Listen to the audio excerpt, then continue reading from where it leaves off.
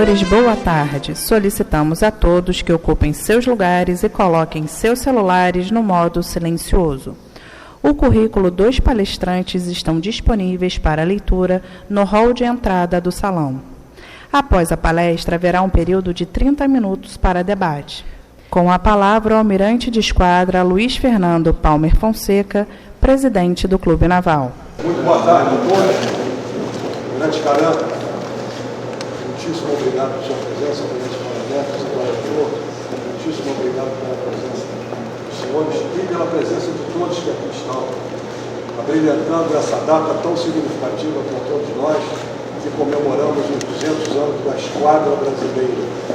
Nada melhor do que nós comemorarmos essa data marcante com uma apresentação do nosso querido professor Costa Braga, que tanto conhece a história naval brasileira, e também do nosso querido almirante Bétega. Desde já, muitíssimo obrigado pela presença dos senhores aqui, abrilhantando, tenho um enorme prazer em recebê-los, principalmente numa data tão significativa como essa. Comandante Costa Braga, lembre-se.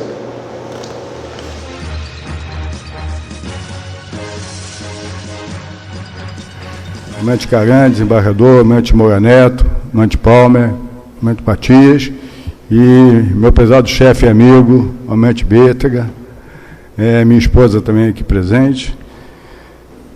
Bem, falar para essa plateia sobre a esquadra é muito difícil, né?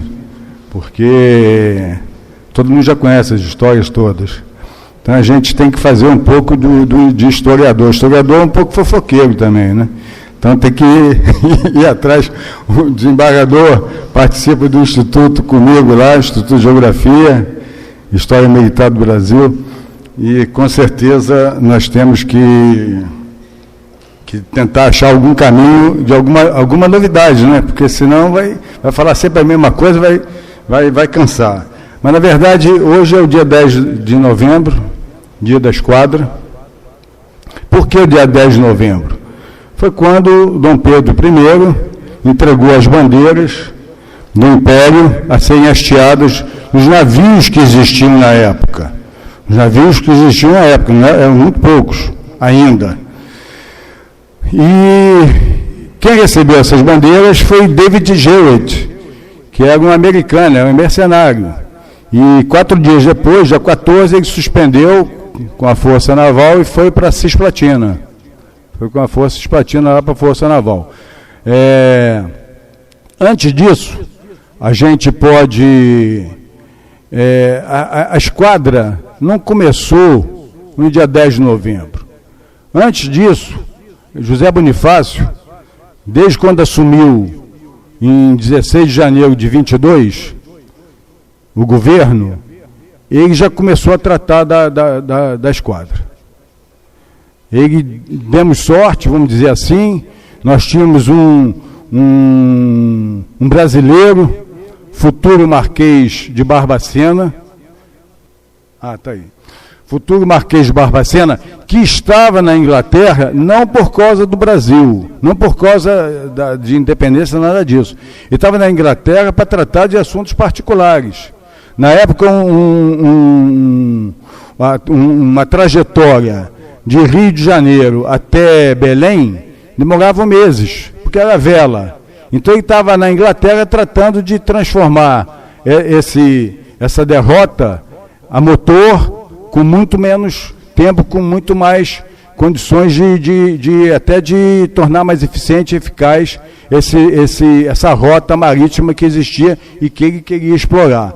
Mas ele era realmente um brasileiro de renome, e ele depois foi nomeado por José Bonifácio como nosso ministro plenipotenciário na Inglaterra, foi também depois nomeado marechal. Mas ele realmente teve uma atitude muito eficaz para a formação da nossa esquadra, porque foi disparado não só para a Inglaterra, foi disparado para a França, foi disparado para a Argentina. A Argentina, depois a gente soube que o nosso representante lá escreveu uma carta para o Cochrane e conseguiu contratar o Cochrane e seu pessoal. Mas o Felisberto Caldeira Brant Pontes de Oliveira Horta, futuro Marquês de Barbacena, ele teve uma grande participação. Por exemplo, da França, nós não tivemos quase nenhum complemento para formar a nossa esquadra na ocasião. Mas na Inglaterra, sim, e com muita dificuldade. Por que muita dificuldade? Você não podia contratar um oficial, não podia contratar um marinheiro e mandar para o Brasil como oficial e como marinheiro. Porque a Inglaterra era amiga de Portugal. Ela tinha contratos com Portugal, ela tinha alianças antigas com Portugal. E para isso, ela estava impedida de contratar militares na Inglaterra, que por acaso era uma quantidade enorme, porque as guerras napoleônicas tinham terminado, e eles foram contratados como trabalhadores agrícolas. A maioria deles, trabalhadores agrícolas. Tivemos também alguma coisa dos Estados Unidos. David Jewett, que, como eu mencionei, comandou a esquadra, suspendendo dia 14 de novembro para Cisplatina, ele chegou a vender um navio dele numa subscrição que foi feita em janeiro. Aí já estávamos com a independência proclamada.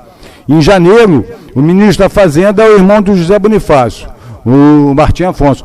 Ele fez uma subscrição do povo para arrecadar dinheiro para montar uma esquadra. Porque não era só comprar navio, marinheiro, existia toda aquela gama de material de marinharia que a gente conhece. Ainda mais naquela época, vela, maçame, enfim, pólvora, munição, canhão, tudo isso a gente não possuía. A gente não tinha. E José Bonifácio já vinha desde janeiro já tratando desse processo. José Bonifácio e seus irmãos eram pessoas honestas, não existe nenhuma literatura que eu tenha pesquisado, alguma coisa que falasse que eles fossem corruptos ou coisa nesse sentido. Mas eles eram muito difíceis de se lidar, os três irmãos. Mas eram pessoas honestas, corretas, e tocaram esse processo de independência da formação da esquadra brasileira. Eles realmente, o Felisberto Caldeira Brant, acionado pelo José Bonifácio e, logicamente, com o aval de Dom Pedro, eles foram grandes incentivadores da formação da esquadra do Brasil. E o Luiz da Cunha Moreira, como todos nós sabemos, foi o nosso primeiro ministro da Marinha, tá? Assumiu dia 28 de outubro, com uma tarefa hercúlea de montar uma estrutura militar da Marinha organizada. Não deve ter sido fácil. Inclusive, nessa época, já estava com a seguinte situação: quem vai comandar a esquadra brasileira? Quem é que vai comandar essa esquadra do Brasil? Existiam almirantes portugueses aqui, que queriam comandar a esquadra. Só que existia muita reticência a esse respeito, de quem vai comandar a esquadra nesse período aí.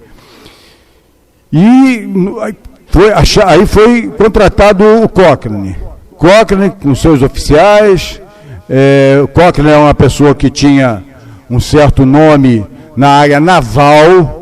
Ele tinha um certo passado e já tinha sido preso na Inglaterra por fake news e tinha se beneficiado na Bolsa de Valores. Ele e o tio dele soltaram fake news lá do Napoleão, aí descobriram que eles que tinham originado essa fake news e se beneficiaram na Bolsa, aí foram presos. Mas ao mesmo tempo que ele foi preso, ele era uma pessoa respeitada na Inglaterra, como marinheiro. Inclusive,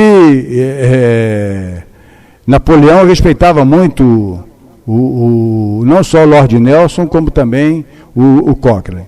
Enfim, e com isso, o Cochrane chegando aqui, a primeira coisa que ele ia ser almirante. Aí começou o diálogo dele ele foi recebido por Dom Pedro, José Bonifácio, o diálogo com o Luiz da Cunha Moreira. Ele não aceitou ser só almirante. Não, porque os dois outros almirantes mais antigos, Pito Guedes e o Rodrigo Lobo, eles já estão velhinhos, eles não vão... Não, eu quero ser o almirante mais antigo. Aí ele recebeu o título de primeiro almirante e deu sorte, né?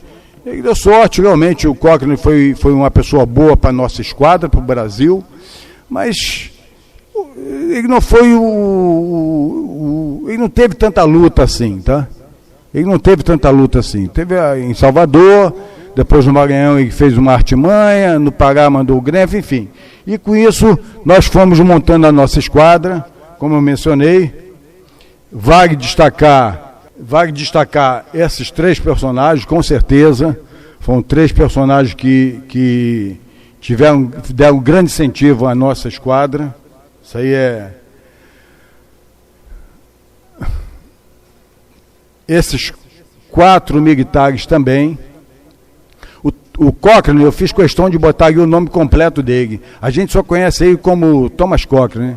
E teve um historiador naval do século XIX que botou o nome dele errado num livro. E esse nome dele errado se perpetuou. Nós até já copiamos ele em livros de marinha errado. Mas o nome dele certo mesmo é esse aí, ó. Thomas John Cochrane. Tem livro nosso que bota Alexander Thomas Cochrane. Não é, Alexander Thomas Cochrane é um tio dele, almirante. Mas o nome dele certo é Thomas John Cochrane. Teve o Taylor. O Taylor não era mercenário. O Taylor era um oficial, existia uma estação da Marinha Inglesa aqui no Rio. O Taylor era um oficial dessa estação e abandonou, se aliou aí a conscrição que foi feita para a esquadra. O Taylor foi, depois ele até, a Inglaterra exigiu que ele fosse até penalizado. Ele ficou, depois que ele voltou da epopeia lá com a fragata Niterói, no Rio Tejo, aquele negócio todo, ele pegou uns meses de cadeia. O Grenfell foi muito bom, depois chegou ao almirante na Marinha do Brasil. E o David Jewitt. O David Jewitt era americano, era mercenário. Ele chegou a vender um navio para Dom Pedro I. Dom Pedro I comprou um navio dele chamado Maipu e passou a se chamar Caboclo. Essa é a nossa primeira esquadra. Esses quadros todos, eles estão disponíveis na Diretoria do Patrimônio. A Diretoria do Patrimônio possui todo esse acervo daí, da onde que a gente tira, né? É o nosso primeiro local de pesquisa. Aliás, eu recomendo, eu adoro ir no patrimônio. Tudo que a gente precisa, a gente acha lá. Então, é muito bom. Nós temos o patrimônio histórico da Marinha.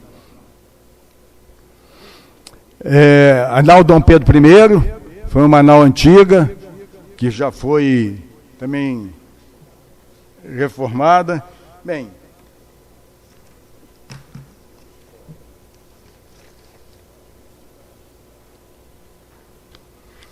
então, como eu mencionei, em 28 de outubro o Luiz da Cunha Moreira assume, depois ele vai ser graduado como Visconde de Cabo Frio, né?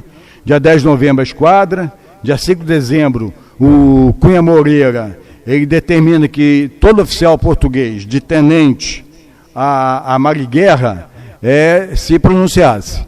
E muitos se pronunciaram, tá?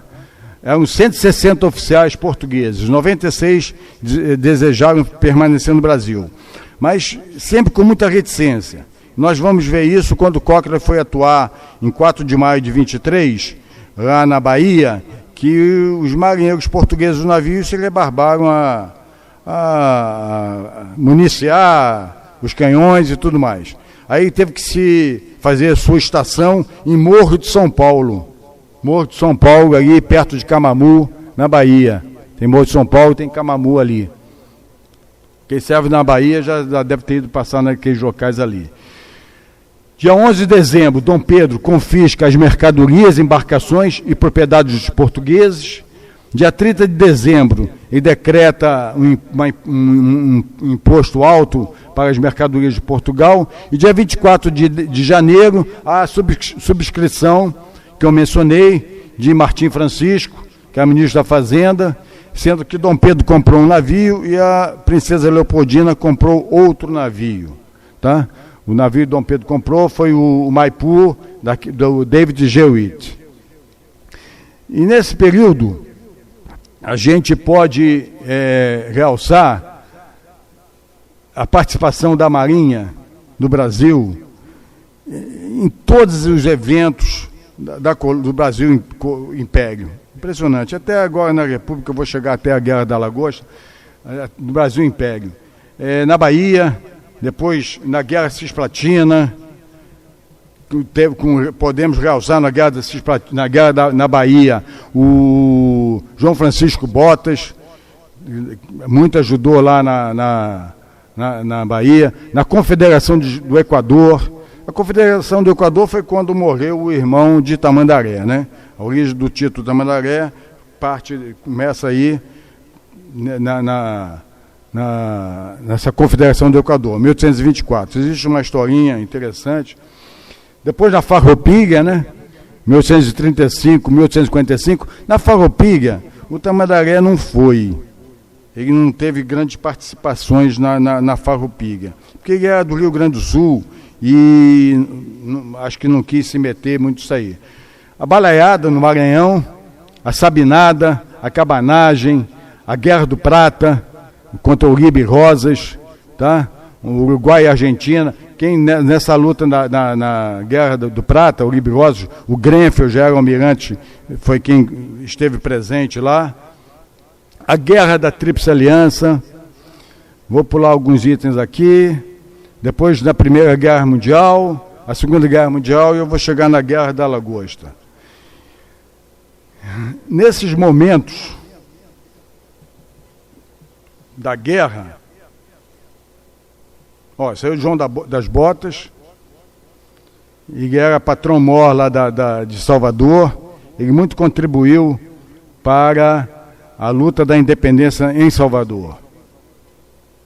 Isso aí é um quadro que até eu roubei lá da diretoria do patrimônio. Isso é quadro deles, né? Não foi eu que fiz, não, foi eles que fizeram. É um quadro comparativo das forças combatentes. A força de portuguesa em Salvador era muito mais poderosa do que a nossa força naval, tá?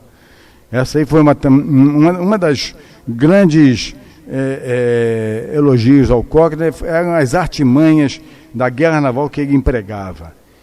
E com isso ele conseguia ludibriar o inimigo e vencia as batalhas, desmotivava o inimigo para a luta. Eu acho que foi a maior vantagem dele, era a desmotivação dos portugueses para a luta. Teve esse caminho aí, do Rio para Cisplatina e lá para cima. Essa é a fragata Epopeia da fragata Niterói, Tamandaré embarcado nela. Na volta eles passaram por Cabo Verde, tiveram grandes transtornos lá em Cabo Verde, uma ventania danada numa das ilhas. Chegamos na Guerra da Tríplice Aliança. Eu estou correndo com o tempo que eu não posso deixar de varar o tempo. Eu tenho 20 minutos, senão eu aumente o que for e me aperta aqui. E a gente tem que cumprir a voga aqui. Bem, nesse período todo aí, que eu estou mencionando todas essas guerras, nós tivemos grandes empenhos na renovação da nossa esquadra. Nós tivemos grandes empenhos na renovação da nossa esquadra. Na guerra da Tríplice, Uribe Rosas, nós tivemos um grande incremento para renovar a esquadra da época. Na Guerra da Tríplice Aliança, a Guerra da Tríplice Aliança também é a mesma coisa. Nós estamos vendo aí o Almirante Barroso na fragata, né? E Amazonas, e também foi uma guerra que se iniciou com grandes prejuízos para a Força Naval Brasileira. A gente menciona sempre dois sinais, né? Mas, na verdade, foram 9 sinais içados. Foram 9 sinais içados no decorrer da batalha. A gente conhece só aqueles 2 mais famosos, né? Sustentar o fogo que a vitória é nossa, e o Brasil espera cada um cumpra o seu dever. Nessa guerra daí, os nossos navios, eles possuíam propulsão mista. Era vela, e a maioria vela, e muitos vela e a vapor, com essas rodas laterais, sem hélice. Isso prejudicava muito a operação do navio. Tá? Todos os cascos eram de madeira, sem nenhuma proteção de couraça contra artilharia. E a gente sabe que o Paraguai tinha colocado muitos fortes no decorrer do rio, né, do Rio Paraná ali. E isso deixava a nossa força naval muito exposta. Cháteras artilhadas, que o Paraguai também tinha. E nesse período, nós tivemos uma construção bem grande, o Arsenal de Marinha da Corte, que fica onde é hoje o rancho ali no 1º Distrito Naval, que é a região dali. Ele construiu bastante navio, a vapor, canhoneiras, com couraça e tudo mais. Mesmo após a guerra da Tríplice Aliança, ser um outro quadro da guerra da Tríplice Aliança, mesmo depois da guerra da Tríplice Aliança, a Marinha ainda se preocupava muito com a guerra fluvial. Nós tínhamos 4 flotilhas. Nós tínhamos uma flotilha do Amazonas, uma flotilha no Rio Paraguai, que é Ladário, nós tínhamos a flotilha em Rio Grande, na Lagoa dos Patos, e tinha uma flotilha no Alto Uruguai, lá em Itaqui. Os navios eram próprios para alto mar, os navios não eram próprios para alto mar. Nossos navios não tinha borda livre pequena, enfim, nós não tínhamos eixo, eram pás de hélices laterais. Isso prejudicava muito a nossa esquadra, em termos de poder dissuasório. E até que em 1884, diversos avanços táticos e avanços tecnológicos, com torpedo, enfim, isso mudou bastante nossos conceitos da guerra naval, tá? E nós tivemos a Esquadra de Evolução em 1884, que era sob comando do Barão de Jaceguai. Tivemos o programa de 1885. Em 1896, nós tivemos novas aquisições devido à perda que nós tivemos na Revolta da Armada. Na Revolta da Armada, nós acabamos, depois da revolta, a fechar uma base naval em Recife, em Salvador e lá em Itaqui, no sul. Em 1896, essas novas aquisições, para compensar a Revolta da Armada, nós fomos para a França. Fomos para a França com 2 encouraçados com conceitos da Gênesis École. É o Deodoro e o Floriano. Fomos para a Alemanha com 3 cruzadores torpedeiros, que é o Tupi, Timbira e Tamoio. E para a Inglaterra com 3 cruzadores, o Almirante Abreu, o Amazonas. Esses 2 não foram recebidos porque o Brasil estava sem dinheiro para pagá-los.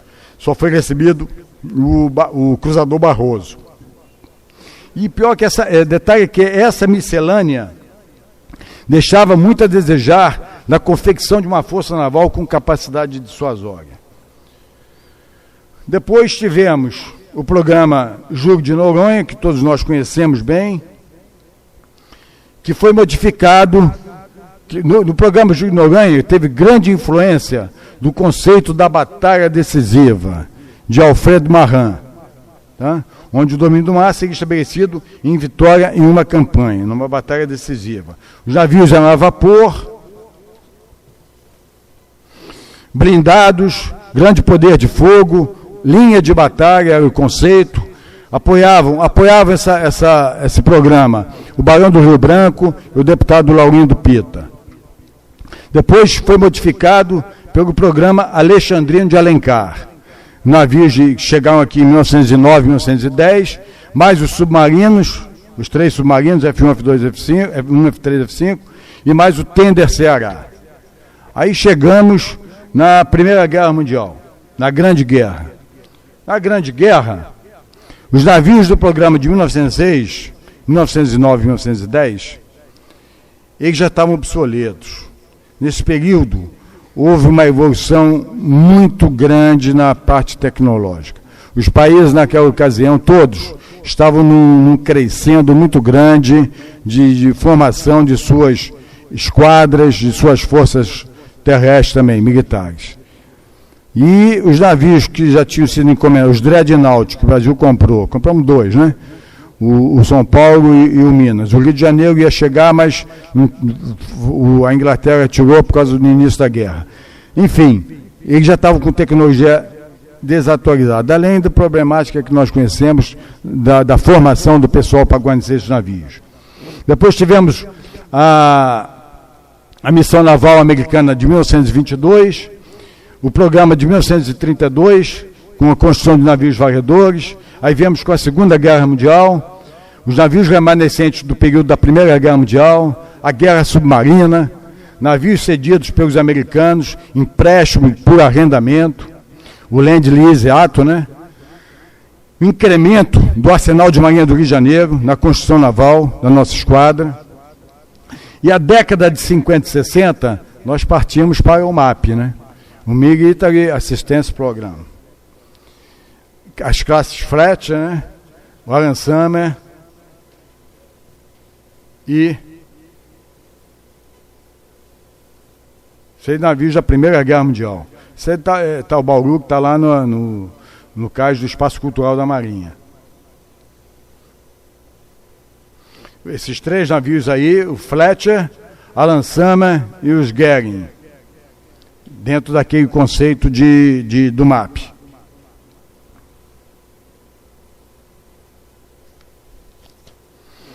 Após isso, aí nós tivemos a Guerra da Lagosta.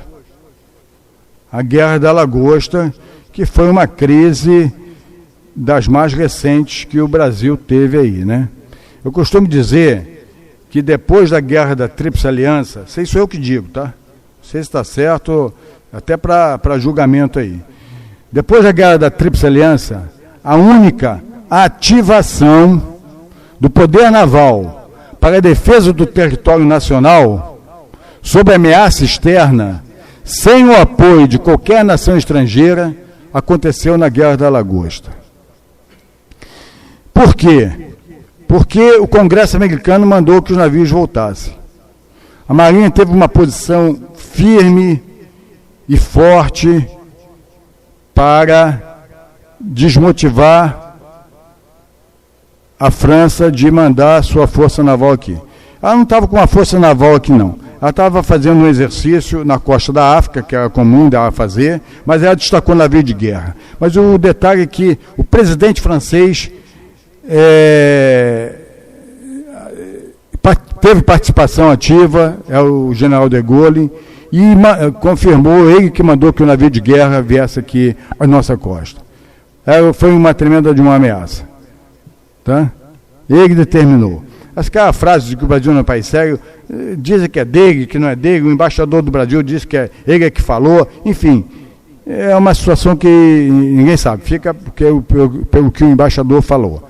Agora, a verdade é que na época tinha a Marinha a consciência de que lhe cabia a maior das tarefas, entendia que estava diante de grande privilégio, qual seja, o de arcar com a maior e mais honrosa das responsabilidades, a de, na primeira linha, agir em nome da pátria, em defesa de sua soberania. Isso foi feito, nós, apesar de todos os percalços da nossa esquadra, foi deslocado, a Força Aérea, o Ministério da Aeronáutica deslocou o Ministério para lá, o comandante do Exército em Recife, é o general Castelo Branco, pegou um navio mercante, deslocou tropa para Fernando Noronha e a Força Aérea deslocou o Ministério para Recife. E a Marinha deslocou toda a sua força naval possível para lá. Foi muito penoso. Muitos navios não chegaram por diversas questões de restrição, o Minas Gerais não suspendeu, enfim, mas a decisão do governo foi, a decisão do Ministério da Marinha foi uma decisão firme e chegamos lá. Toda a falha da Guerra da Lagosta, eu particularmente reputo ao presidente João Goulart. Tá? Ele tomou umas atitudes sem consultar a Marinha, sem consultar o Ministério das Relações Exteriores, que provocou esse desgaste todo que nós tivemos. Tá? Tá? Ele autorizou que navios pesqueiros viessem para o Brasil e a Marinha já tinha dito que não queria que eles viessem. Houve um clamor nacional contra isso. Esse clamor nacional foi todo o Brasil. Em Recife, no Rio de Janeiro, a Maison de France foi quebrada, foi invadida. Em Recife, o consulado foi invadido. Isso tudo contra a postura da França de mandar um navio de guerra nosso aqui. Tá? Isso tem documentação precisa nesse assunto. Eu não consegui. O detalhe é o seguinte: depois da Guerra da Lagosta, a gente mudou o foco todo para a Europa. Depois da Guerra da Lagosta, teve as fragatas classe Niterói, o submarino Oberon e tivemos os varredores. Não tem nenhum documento que defina que houve uma decisão em decorrência da Guerra da Lagosta, em decorrência do governo americano ter mandado que os navios voltassem. E o SEMA recebeu o adido de madrugada e falou: não vão voltar, nós declaramos guerra ao Japão sem ter sido atacado pelo Japão por causa do TIAR. E declaramos guerra ao Japão. Enfim, em todos esses períodos, a Marinha passou por diversas evoluções em seus meios navais. A evolução tecnológica na propulsão, no armamento, nas comunicações navais, na eletricidade e na eletrônica, provocaram a incorporação de novos meios navais, de novas táticas de combate nas doutrinas de guerra naval. Submarino, navio aeródromo, suas aeronaves de asa fixa e asa rotativa, navios de operações anfíbias, etc. Bem, para terminar, como vimos, a esquadra tem tido participação significativa na formação do Estado brasileiro e pela luta da liberdade. Nós, marinheiros, sabemos e entendemos a importância do território marítimo para o Brasil e o que significa uma marinha com capacidade dissuasória respeitável. O nosso entorno estratégico marítimo é uma das poucas regiões onde não há crise e conflitos de grandes intensidades ainda. Uma marinha não se improvisa. Como aprendemos na Escola de Guerra Naval, se vis pacem para bellum. Amamos a paz. Somos uma nação pacífica e democrática, apesar das agressões sofridas pelas nossas instituições nacionais, internamente e externamente. Mas essa paz não estará acima da honra e da dignidade humana e nem do direito de seguirmos livremente os nossos ideais, sonhos, cultos e de nos expressarmos democraticamente. Desejamos que nossos filhos e netos desfrutem de uma paz que não seja comprometida com a infâmia e a mentira e que corresponda a todo o nosso passado glorioso de luta pela liberdade. Para atingirmos a paz que desejamos, precisamos, em certos momentos, tomarmos atitudes criativas, com coragem, superação e, se necessário, fora dos padrões estabelecidos e esperados. Salve a Esquadra do Brasil, salve a Marinha do Brasil.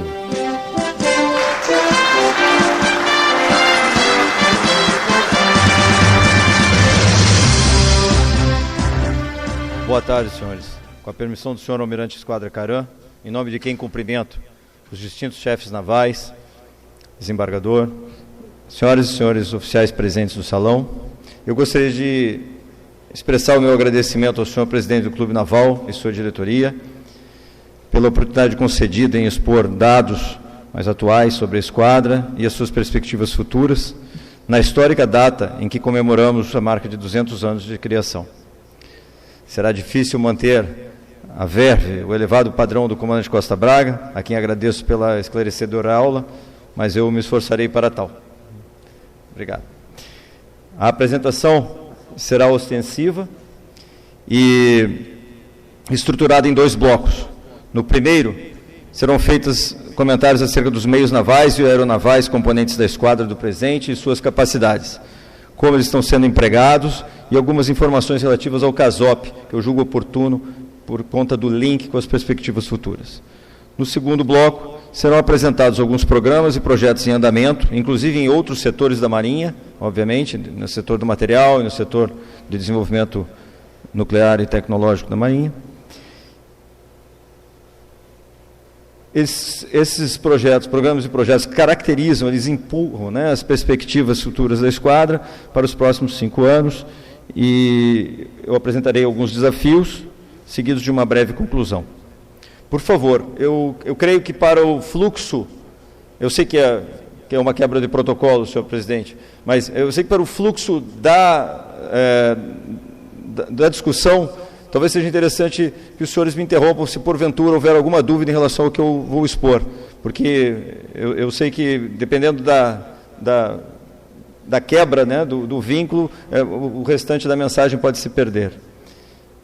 Bem, eu vou iniciar então pela parcela que me é mais cara, tendo em vista que eu servi 9 anos numa fragata, os nossos escoltas. Os senhores oficiais mais antigos certamente se ressentem, né, da falta de escoltas, porque mesmo quando eu era tenente nós tínhamos muito mais em número e talvez até, dependendo do enfoque, em capacidade. Mas hoje a Marinha possui então 8 escoltas, 5 fragatas da classe Niterói, uma fragata da classe Greenhook, a Rademacher, uma corveta da classe Inhaúma, a corveta Júlio de Noronha, e a corveta Barroso. Esses navios, obviamente, já estão com uma certa idade, e o Programa Geral de Manutenção das fragatas da classe Niterói, por exemplo, está idealizado de forma a oferecer à Marinha o serviço de um escolta, ainda que relativamente antigo, mas capaz de desenvolver, de exercitar e executar tarefas do poder naval, até a chegada das futuras fragatas classe Tamandaré. Então, nós estamos planejados de forma a substituir as fragatas classe Niterói e a fragata Rademacher e a corveta Júlio de Noronha no fluxo da chegada das fragatas classe Tamandaré. Recentemente, a fragata Defensora, a nossa segunda fragata, ela encerrou um período de manutenção muito longo e está desempenhando suas atividades regularmente em proveito da esquadra e do Comando de Operações Navais. Estão previstos no futuro, neste time frame, daqui até 2030, né, ainda reparos nas fragatas Liberal, Independência e União. Esses reparos que eu digo são períodos de manutenção, porque elas estão operando. A fragata União acabou de voltar do Golfo da Guiné e, na verdade, acabou de voltar do nordeste do país. Ela estava em Fortaleza durante um mês, apoiando a garantia de votação e apuração, mas os navios estão papa-Oscar.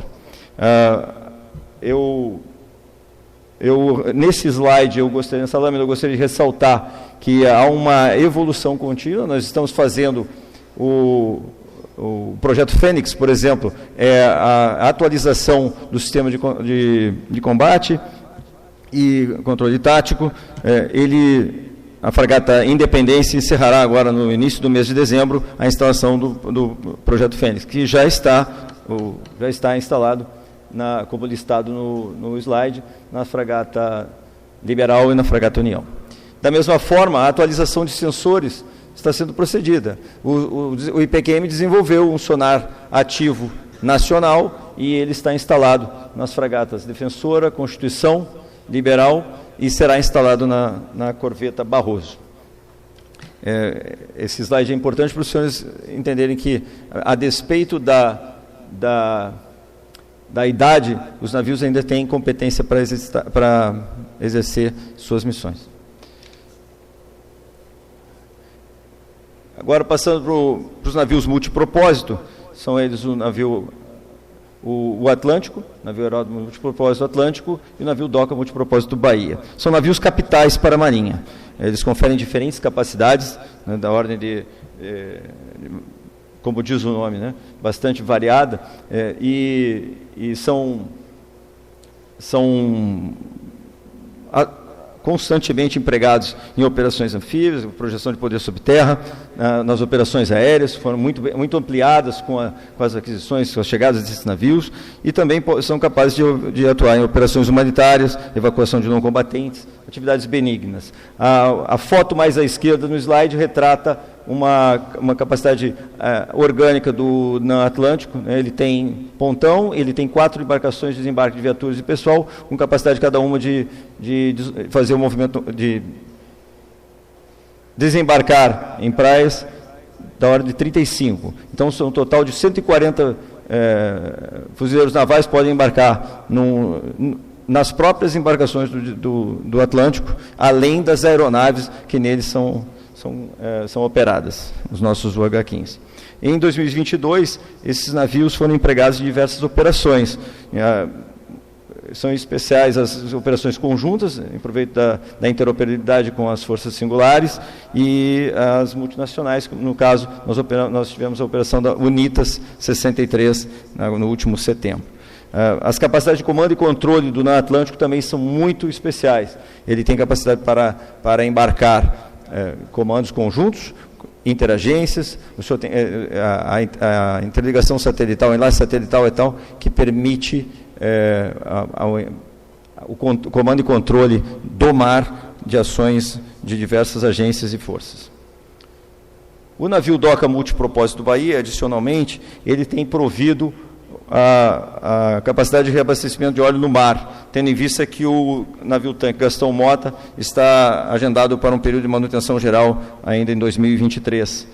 Essa capacidade é óbvio que não é a mesma do Gastão Mota, por conta das restrições não somente de pressão de bombeamento, mas também de quantidade e variedade de combustíveis, mas o Bahia tem saído muito bem no mar, e nós temos executado e tirado proveito dessa capacidade.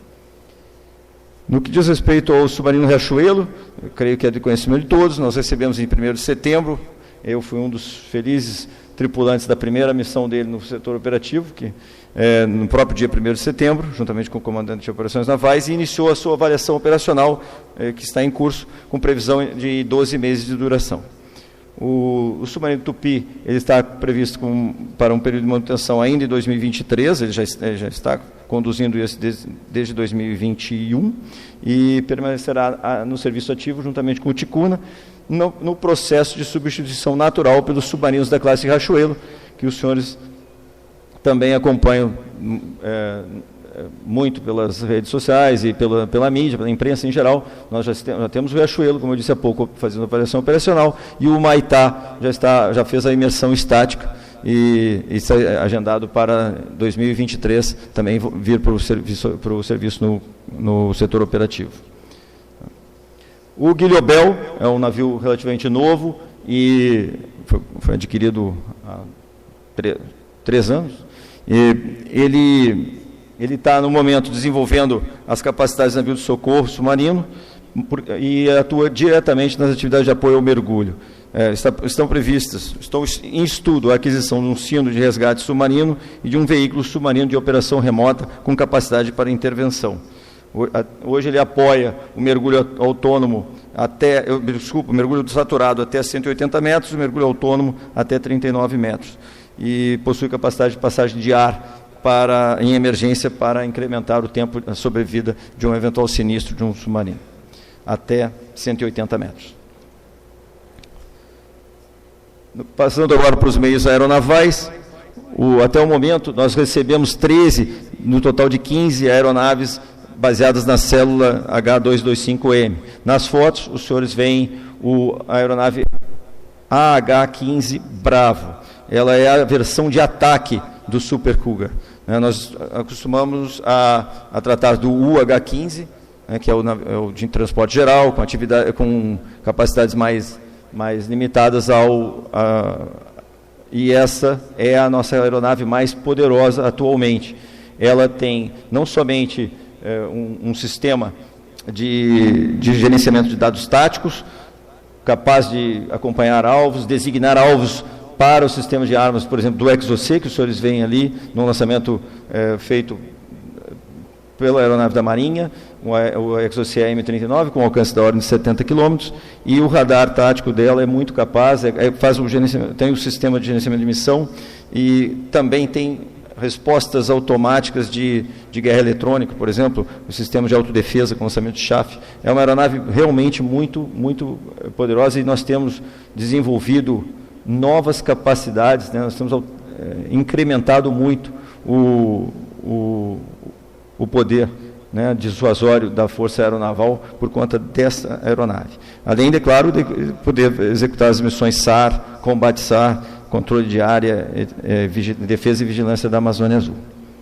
Agora, eu pretendo exibir um vídeo do lançamento do míssil ar-superfície M39. Eu creio que o senhor tem que clicar, não é isso? Eu clico mais um. É rápido. A aeronave, ela está sendo preparada, tem imagens do míssil de manejo, o Penguin tem um míssil de manejo também, mas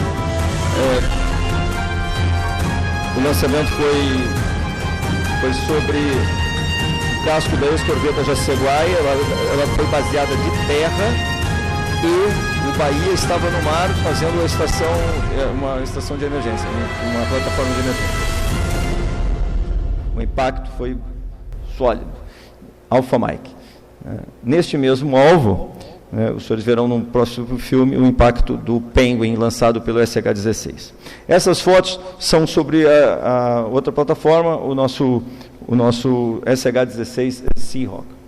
E com ele vieram capacidades distintas. Nós temos um outro míssil ar-superfície Penguin com alcance menor do que o do Exocet, e obviamente bem mais barato, e com capacidade de emprego de óculos de visão noturna. Essa capacidade já foi também transferida para o esquadrão HU-2, que é o esquadrão que opera as aeronaves Super Cougar, e também para os esquadrões HA-1 e o HU-1, que opera helicópteros de emprego geral, porque essas aeronaves têm capacidade, têm painéis preparados para o emprego de óculos de visão noturna. Nossos pilotos atualmente estão em bom número qualificados para essa operação, juntamente com o Atlântico, que também tem toda uma preparação para isso. Nesse próximo vídeo, mais um clique. O SH-16, baseado no Bahia, lança um Penguin em cima daquele casco, mesmo casco.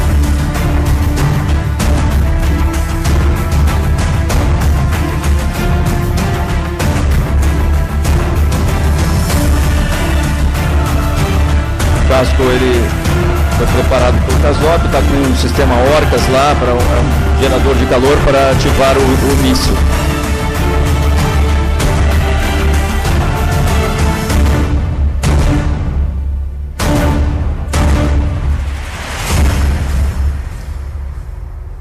Foi bem rápido, realmente. Eu estava presente, convidado que fui pelo Almirante Melo, então comandante em chefe. É muito emocionante. Passando um pouco, ainda na Força Aeronaval, mas passando para o ambiente dos simuladores, né, o simulador do SH-16, ele tem, na verdade, são dois simuladores, é o simulador dos pilotos e o simulador dos operadores de sensores e armas. Então, são dois ambientes integrados, é uma capacidade de imersão muito grande, e nós recebemos a questão de 9 meses, Fonseca Júnior, 10 meses, né? Por aí. Estamos aproveitando muito a capacidade para treinamento de pilotos e operadores de imagem, operadores de radar, sonar, porque ele favorece e barateia e muito essa atividade. Hoje em dia ele possui capacidade de simulação para pouso em 7 navios e 28 aeródromos do país, 3 plataformas de petróleo. Em 2 áreas específicas ele tem alta fidelidade, a área aqui do Rio de Janeiro e na Antártica, para favorecer a qualidade desse adestramento. Tá? Também pode gerar contato sonar, radar, fixos MAGE e simular voos em formatura. No que diz respeito ao nosso querido H1, o Esquadrão de Helicópteros de Esclarecimento e Ataque, eu falo querido porque é a aeronave orgânica, Lynx, no caso nosso agora, Super Lynx, das fragatas classe Niterói, nas quais eu me baseio sempre. Nós temos, já operando 4 aeronaves modernizadas, o contrato original fala em 8 aeronaves, junto a Leonardo. Nessa modernização, houve um incremento de capacidade do radar, do cockpit, sistemas táticos de navegação e com capacidade, por exemplo, de acompanhar até 200 contatos em distâncias de até 200 milhas. Isso, para um helicóptero, é algo extremamente valioso. E com o equipamento de MAGE também substituído. Sem falar nos motores que reduziram as limitações da aeronave original e incrementaram o seu desempenho. No que diz respeito à aeronave de asa fixa, os nossos AF-1 ou A4, os nossos Skyhawk, nós já recebemos todos as aeronaves modernizadas pela Embraer. Atualmente, aquela foto que os senhores têm à esquerda é um voo em formatura de 4 aeronaves nossas, dá muito orgulho vê-las operando e em apoio ao adestramento da esquadra no mar. Adicionalmente, nós temos o treinador que vamos receber formalmente no dia 9 de dezembro, é um simulador que não tem jogo, né? Ele não é um simulador daqueles que a gente vê muitas vezes nas propagandas, nos filmes que joga aqui, mas ele tem uma boa capacidade de imersão e provê a redução do custo do treinamento dos pilotos e faz com que a pilotagem básica, os voos de emergência e voos testes de segurança para os pilotos sejam facilitados ainda em terra. Em relação à manutenção, né? Nós temos uma capacidade limitada de recursos, obviamente, então a otimização desses é determinante para o incremento dos níveis de prontidão. Recentemente, o setor do material, especificamente a DIN e a DGPEM, né, estabeleceram um contrato de manutenção junto às 2 empresas ali listadas, BAE Systems e Babcock, para apoiar a manutenção do Atlântico.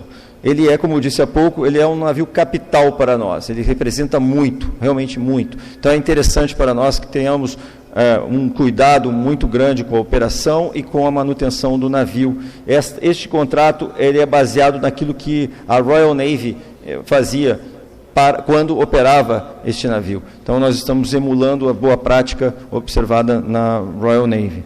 E tem já, nas primeiras intervenções deste contrato, ele já se mostrou bastante favorável e agilizando a entrega de sobressalentes, estabelecendo caminhos para a manutenção e em diversos setores. No caso, os senhores veem, a BAE Systems ela apoia diretamente o radar artesã e a Babcock é a manutenção da propulsão. Em relação ao emprego operacional, né, atualmente nós temos observado a tentativa nós temos tentado muito mesmo, com muito empenho, otimizar a permanência dos navios no mar. Então, quando nós vamos ao mar, seja em força, seja com meios isolados, escoteiros, normalmente são missões multitarefas. O navio vai suspender sozinho, tá bom, mas ele vai fazer muita coisa para muita gente, para otimizar o emprego dele e reduzir o custo relativo daquela comissão. Então, no caso específico da interoperabilidade e as operações conjuntas, a foto retrata 3 aeronaves uma de cada força no Convés do Bahia. Pela primeira vez, inclusive com as equipagens, com os pilotos todos dormindo a bordo, em operação com o Bahia. Nas primeiras vezes, essa foi a terceira, né? Terceira ou quarta? Sim, a quarta. Das outras 3 primeiras, os pilotos voltavam para a Terra ao fim do dia, antes do pôr do sol, inclusive, né? Porque não havia uma confiança ou uma... confiança talvez seja muito forte, mas eles não conheciam a capacidade do navio de ser tão hospitaleiro quanto a sua própria organização militar. Então, eu acredito que pelo feedback que nos foi dado, acredito que esse assunto já está pacificado e agora em diante nós teremos como normal, né, a presença de navios, de helicópteros de outras forças na nossa missão, na nossa operação conjunta, por exemplo, Poseidon, isso é mandatório. Já a foto da direita, ela retrata um salto livre operacional de elemento de operações especiais do Exército a partir de uma aeronave da Marinha, saídos, né, eles estavam embarcados no navio da Marinha. Isso também é outra condição nova e que nós temos muito orgulho. Atualmente, o que observamos é que nenhuma guerra pode ser vencida com uma força somente atuando. Então, o emprego tem que ser conjunto, o Estado-Maior Conjunto das Forças Armadas tem se esforçado para executar isso. No que diz respeito a operações multinacionais, essa foto ela é uma derivada da Fotex, da Unitas 63, e nós operamos tanto no mar quanto em terra, por intermédio de operações anfíbias e em oficinas já diretamente baseadas na FFE, ou com outros 18 países, né? Um total de 19 países. Exercícios dos mais diversos do mar, ações de superfície, antissubmarinas, antiaéreas. Houve um submarino nuclear americano que fez parte desse exercício e nos proporcionou bons conhecimentos e a capacidade de demonstrar aos países amigos a nossa desenvoltura e a nossa realidade. O próximo filme é breve, também fala sobre a Unitas.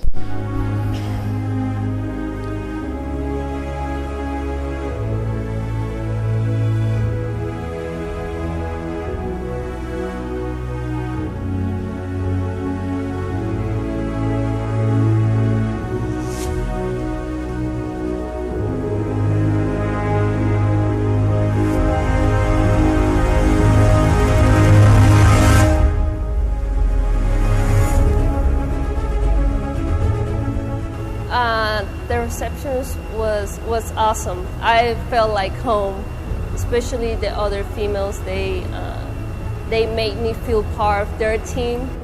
J'ai compris avec cet exercice qu'il est possible de travailler dans un état-major multinational rapidement, efficacement, et cela malgré les différences linguistiques et grâce cela à l'accueil qui m'a été fait par l'état-major brésilien.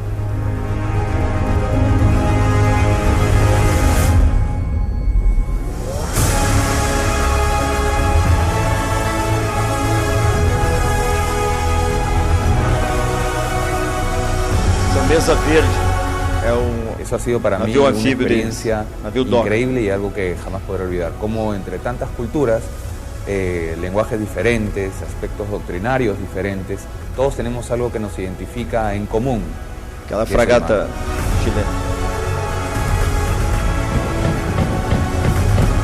Exercício de tiro sobre alvo noturno. Aeronave americana pousada no Atlântico. A bordo havia a general comandante do Comando Sul dos Estados Unidos da América.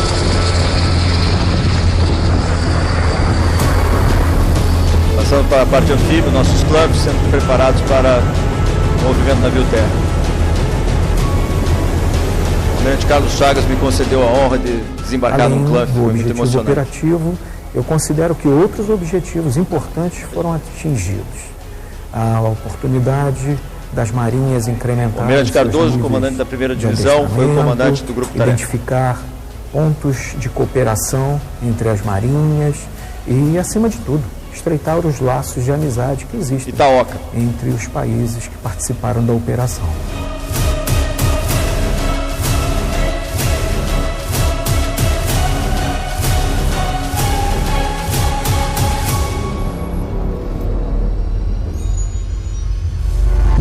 Bem, passando agora, como eu já brevemente mencionei, a fragata União cumpriu a 2ª edição da Operação Guinex, do Golfo da Guiné, em proveito do estreitamento de laços com os países da região e também do incremento da segurança marítima naquela região. Obviamente foi uma missão voltada para o adestramento das marinhas e guardas costeiras dos países amigos, mas sempre uma ação de presença de um navio de guerra da Marinha do Brasil, uma fragata, contribui para a segurança, e nenhuma ação de pirataria foi observada naquela região, no período. Nosso submarino, o submarino Ticuna, regressou há pouco dos Estados Unidos, onde operou com a 4ª Esquadra Americana, na costa leste, apoiando o desenvolvimento, né, das capacidades do Grupo de Batalha do Porta-Aviões Nuclear USS George Bush. Ele atuou com força amiga pela primeira vez. Normalmente, submarinos estrangeiros, quando operam nessas circunstâncias, são o inimigo, eles são o corsário. Nessa vez, o submarino Ticuna atuou como força de proteção de um submarino. Com isso, ele internou muitos conhecimentos, são muito úteis para nós. O comandante da Força Submarinos ainda está debulhando todas essas informações no relatório, mas foi muito interessante também do ponto de vista da geração, né, ou da coleta de dados para a ordem de batalha acústica, tendo em vista que nós operamos com os destroyers da classe Arleigh Burke e Ticonderoga, e também com as aeronaves SH-60 Seahawk, os P-8 Alpha Poseidon e os Echo-2 Hawkeye. Eles usam muitas sonoboias e houve uma aquisição de dados muito relevante por parte do submarino Ticuna. Os submarinos Oregon e Washington também realizaram vários treinamentos com o nosso navio e em exercícios sub-sub. Isso também provê uma boa condição de coleta. A troca de tripulantes, shipriders, também foi estabelecida. Então, nós tivemos a oportunidade de termos representantes da nossa marinha embarcados nos submarinos dele.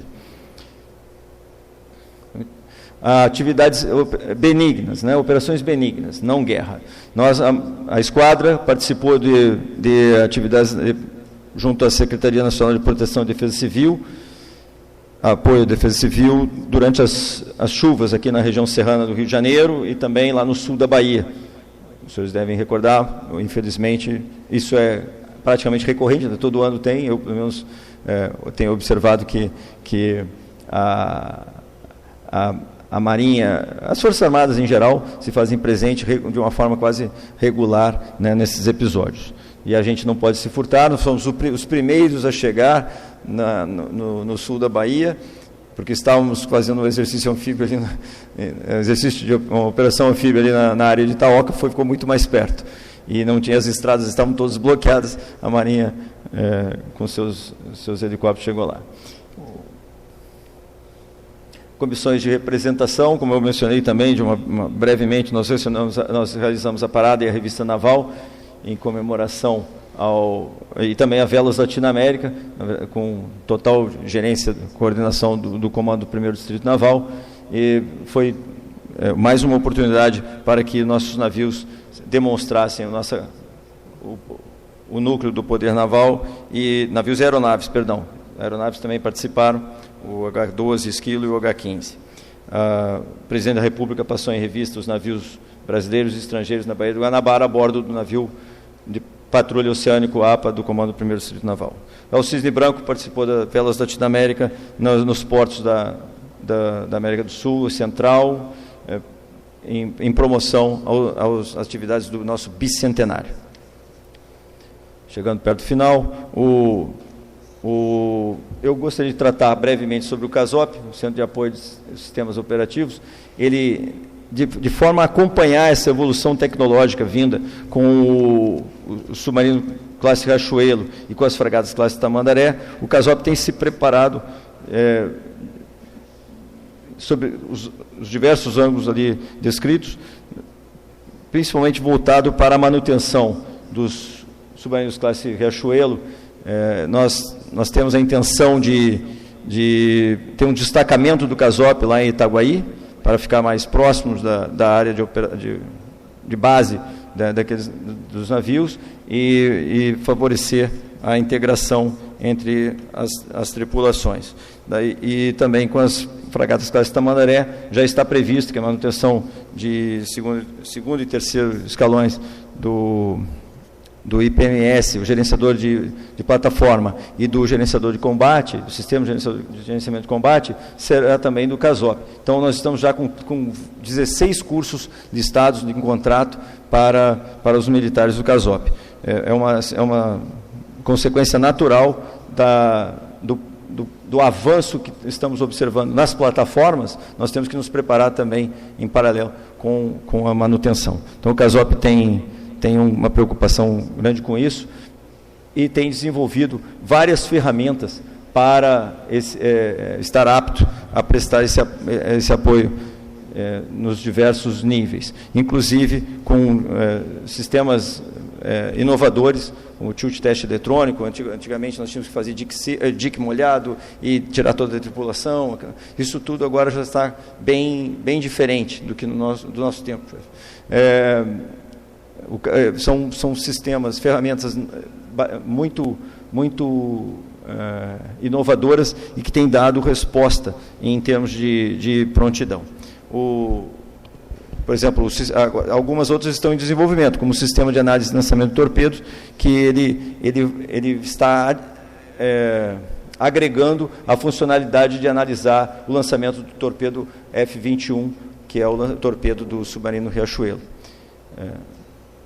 A raia virtual de tiro, por outro lado, ela é muito interessante.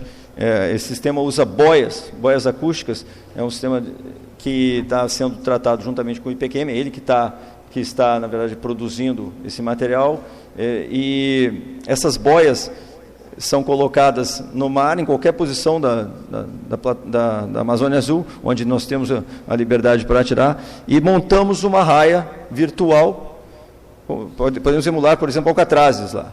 E os senhores verão num filme um pouquinho mais adiante essa situação.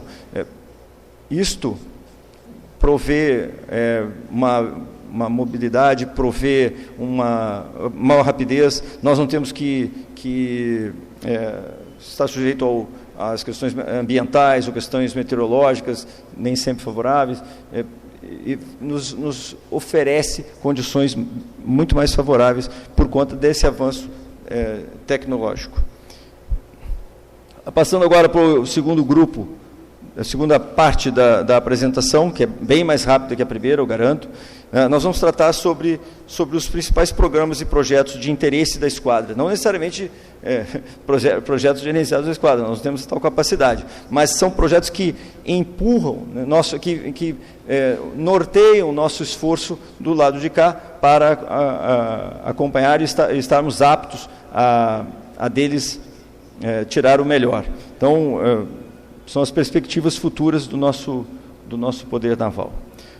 Bom, é óbvio que os senhores conhecem o ProSub, eu não vou discorrer sobre todas as vantagens, porque nós levaríamos o ano todo, são inúmeras, mas os senhores veem nas fotos os estágios de produção dos submarinos restantes. Nós temos o Riachuelo, já está no mar, fazendo uma avaliação operacional. O Humaitá, ele está lá da base em Itaguaí, na Ilha da Madeira, acabou de fazer a emissão estática, então está fazendo suas atividades regulares de manutenção e apoio. Já o toneleiro, ele está totalmente integrado, as sessões já foram todas integradas e está fazendo também essas atividades internas, né, de conexão e inerentes a um processo de produção de um navio. E o o Angostura, ele está com as seções construídas, ainda não totalmente ligadas.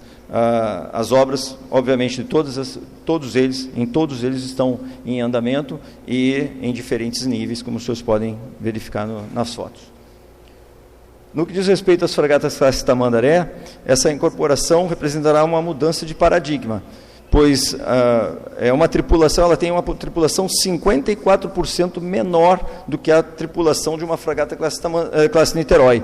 Porém, no que diz respeito às capacidades, no que diz respeito às demandas, elas permanecem as mesmas. Então, os senhores podem imaginar o quanto temos que evoluir, principalmente no controle de avarias, nas atividades internas, até administrativas, no serviço, como é feito. No Centro de Operações de Combate, por exemplo, qual é a distribuição ótima que temos que ter para que tenhamos 3/4 de serviço em plenas condições, fazendo o que desejamos deles, né? Porque são muitas tarefas para poucas pessoas. Mas, seguindo a linha, essa é uma linha já do mercado, vamos colocar assim, vários navios, várias classes de navios, de inúmeras marinhas, do primeiro mundo, inclusive, né, estão nesta linha. Automatismo, a participação da inteligência artificial, as tecnologias com maiores amplitudes, né, estão reduzindo o número de pessoas a bordo. A seleção, no que diz respeito à esquadra, em especial, a seleção, né, do grupo de recebimento e do grupo de apoio, nós temos que elaborar o perfil de cada uma dessas pessoas, porque eles têm que ser capazes de fazer muitas coisas em praticamente ao mesmo tempo. Então, são todos os nossos militares que têm tais condições. Nós temos que também qualificá-los, nós temos que formá-los em vários desses sensores novos. Vocês podem observar que a fragata classe Tamandaré, ela incorpora o Mansup, que é o nosso míssil antinavio de superfície, embarcado já como principal sistema de armas do meio. Então, em relação a essa específica citação do míssil nacional Mansup, ele foi recentemente lançado, foi o terceiro míssil foi lançado a partir da fragata Constituição recentemente. Nesse lançamento foi muito bem sucedido, ele percorreu um pouco menos de 70 quilômetros, porque ele fez todas as curvas e todas as variações de altitude programadas. O teste era exatamente esse, era verificar a atitude do míssil ao mudar de proa e ao mudar de altitude. E foi bem sucedido. Nós estamos aguardando a demanda do setor do material para um próximo lançamento. Também é interessante salientar que o lançamento foi feito a partir de um console também nacional. Então, nós temos um míssil nacional, um console nacional, e o que era de original do Exocet era o casulo. O casulo, só. E por que o casulo é original? Por reaproveitamento, apenas obviamente para mostrar a total compatibilidade do míssil produzido no país com o Exocet. Tá? Bem, voltando então a tratar sobre a raia virtual de tiro, não sei se é porque que as boias são acústicas, e essa é a minha área de específica formação no mestrado, mas ela provê essa condição que, basicamente, aquela figura mostra. Nós temos a capacidade de espotar o tiro, de definir e designar o alvo com condições idênticas àquelas que teríamos se realmente houvesse um alvo lá, né, e se realmente houvesse a referência física do alvo. Isso para as fragatas classe Tamandaré será muito interessante, porque esse sistema já está nascendo de forma a prover para o ambiente de combate da fragata essa imersão, como se fosse um ambiente de simulador. Ou como se, não sei se os senhores lembram do filme Top Gun Maverick, eles criam uma área, uma região virtual, num ambiente que absolutamente não existe montanha, não existe nada, mas eles criam aquilo para que o piloto faça todas as manobras como se lá dentro estivesse. Bem, o projeto é destinado a essa condição, para as fragatas classe Tamandaré. Então aqui agora tem um filminho que mostra isso de uma forma um pouquinho lúdica, porque não é uma fragata classe Tamandaré, são apenas o monitor de um computador.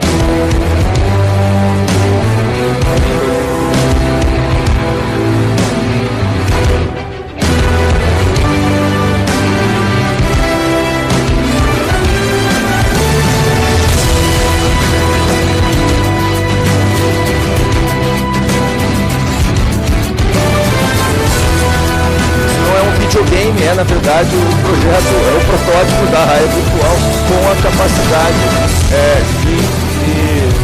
de emprego para fins de teste, né? O tiro também é virtual, mas para que os senhores conheçam, no início agora de dezembro haverá testes reais lá na Marambaia. Bem, da mesma forma, no ambiente de simuladores, alguns dos senhores chefes navais que lá estiveram conheceram o SICOMB. O SICOMB é o simulador integrado de combate, fabricado também na Marinha, no CASNAV. Esse desenvolvimento ele estabelece 3 fases. Nós estamos correntemente na primeira fase, que compreende a montagem desses 4 conjuntos de passadiço, manobra, na estação manobra no passadiço, e estação combate no COC, e mais um SICOMB 2, que é o COC da Força. Todos eles lá no Camaleão, de forma a operar integralmente em modo multiplayer. Então, por conta da realidade virtual, por conta dessa capacidade de imersão, óculos de 3D, né? Essa imersão no passadiço é muito interessante, muito bacana, não tem movimento nenhum, mas nos oferece, inclusive, aquela sensação que levaria nos civis ao mareio, né? Dá essa condição, sem qualquer movimento, só trabalhando no cérebro. Então, essa condição que o Camaleão já detém, não é algo ainda a tratar, ela já existe, né? Nos oferece muitas capacidades de adestramento dos navios em qualquer CONDEF, qualquer condição de eficiência. A fase 2 seria o desenvolvimento de um conjunto de simulação voltado para a operação do submarino, ainda a ser integrado à distância. E a fase 3 envolve a mesma condição, só que para uma interoperabilidade com o simulador do SH-16 lá em São Pedro da Aldeia. Essas 2 condições ainda não estão desenvolvidas, estão em processo.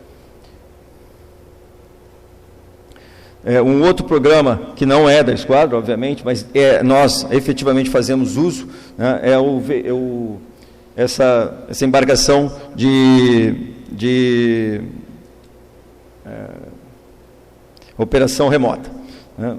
Essa embarcação tem nos oferecido boas condições para os testes de entrada e saída de porto com oposição assimétrica de superfície. Nós temos feito isso regularmente. Ela está em teste e nós estamos ajudando a testar, inclusive testando as nossas defesas.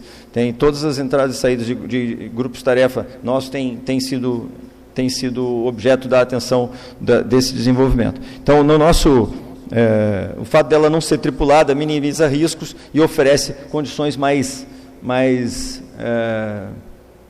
intensas de emprego, principalmente no que diz respeito à proteção de um grupo-tarefa. E como nós observamos no Oriente Médio, em algumas ocasiões, as pequenas embarcações como essa, rápidas, né, atacando como kamikazes, né, navios da Marinha Americana. Então, esse também é um projeto de muito interesse nosso e temos uma participação bastante ativa. Outro é o sistema de aeronaves remotamente pilotadas. Ele, obviamente, adquirimos 6 aeronaves, 3 estações de controle, 2 delas serão operadas em meios navais, em navios, na fragata Independência e no navio Patrulha Oceânico APA, no qual ela já se encontra em instalação, e nos oferece condições também bem distintas, e teremos que elaborar, incrementar doutrinas de emprego dessa aeronave, mesmo sendo ela uma aeronave de esclarecimento ainda. Nós não temos ainda armamento nós não temos um sistema de aeronaves remotamente pilotadas que empreguem armamento, esse esclarecimento, mas a nossa intenção é caminhar nesse sentido e não achar que já estamos satisfeitos. Esse é o, vamos dizer assim, em termos leigos, é o jardim de infância de uma operação de aeronaves remotamente pilotadas, e nós estamos nesse crescendo. Ela já opera, inclusive, noturno, a partir de São Pedro da Aldeia. O raio de ação é de 100 km.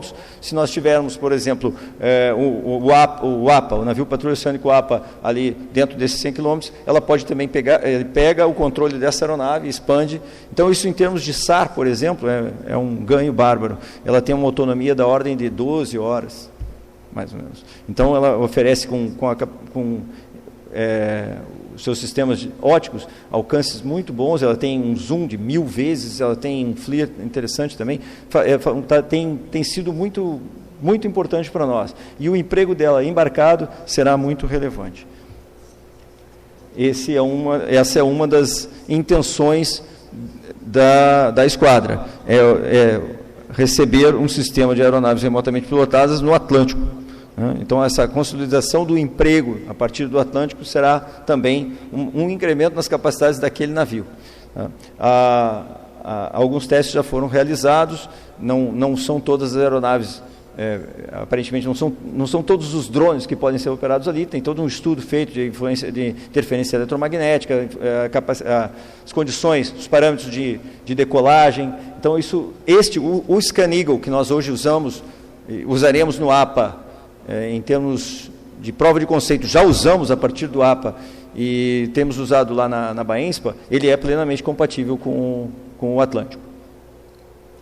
Seguindo na mesma linha, é também a intenção que desenvolver condições para realizar o controle aéreo das aeronaves da Força Aérea Brasileira, normalmente as Gripen, as novas aeronaves com capacidades também de 4ª geração, a partir do Atlântico. Então, essa condição tem sido desenvolvida, ainda em estágio muito inicial, tendo em vista que a participação da FAB não pertence à Marinha, então nós temos que ter a anuência deles e a capacidade deles, a concordância deles. E, chegando perto do final, também parte da nossa intenção é incrementar a interoperabilidade com as forças singulares, qualificando pilotos das aeronaves desses modelos, o Esquilo, Pantera, Black Hawk, e da Força Aérea Brasileira e do Exército Brasileiro. Tá? Mantendo, claro, a qualificação dos pilotos dos Caracal e Jaguar, que são, como eles chamam, o nosso Super Cougar. Essa condição ela será mais facilmente adquirida, creio eu, tendo em vista que o Black Hawk é a versão do Exército e Força Aérea do nosso Seahawk, são plataformas muito semelhantes, não necessariamente idênticas lá dentro, são condições semelhantes em termos de estrutura. Por último, o nosso submarino classe Riachuelo. O submarino classe Riachuelo, ele tem capacidades muito distintas dos seus pares alemães que nós possuímos. Ele desenvolve velocidades maiores, tem armamento com maior alcance, armamentos distintos, tais como um míssil submarino superfície, né? Ele é capaz de lançar míssil, né? Exocet.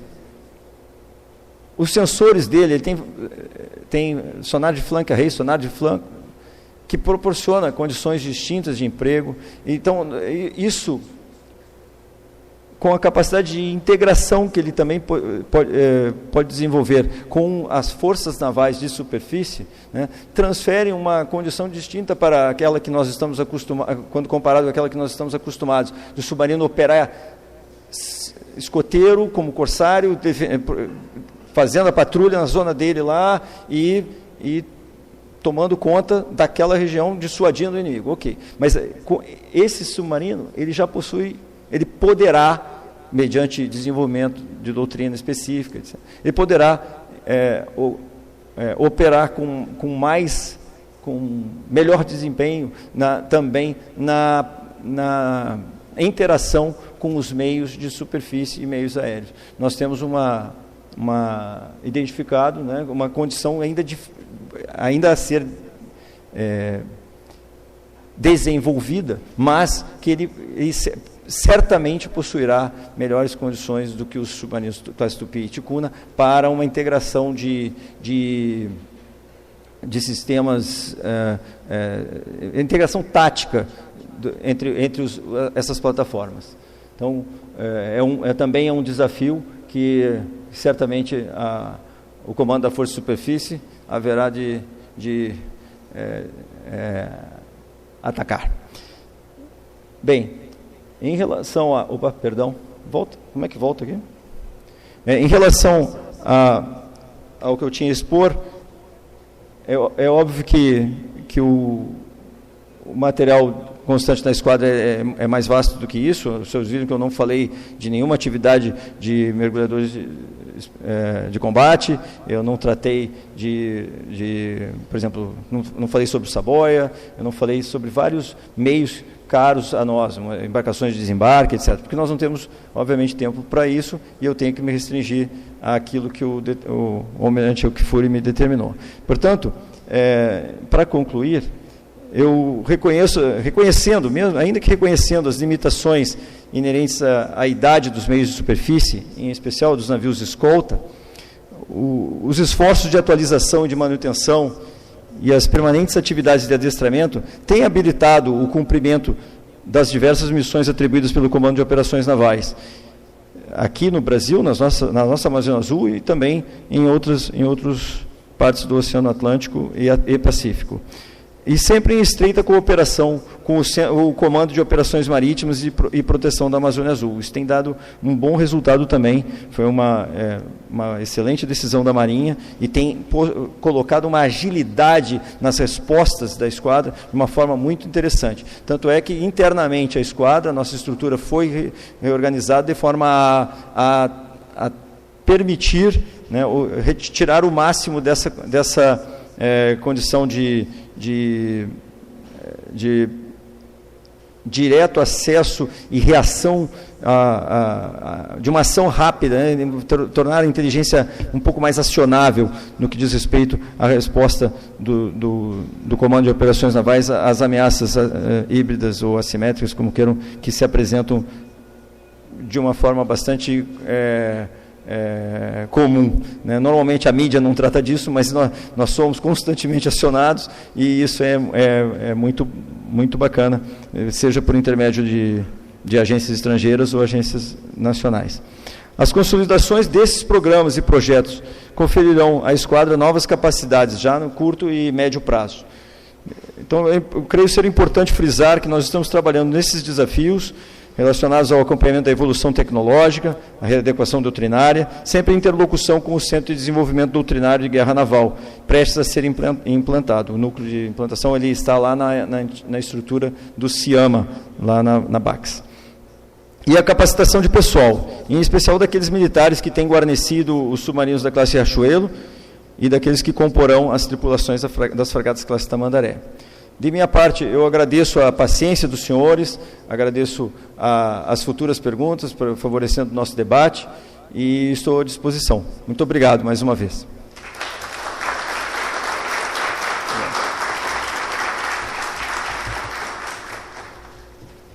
Nós fizemos nessa tarde uma viagem de 1822 até 2022.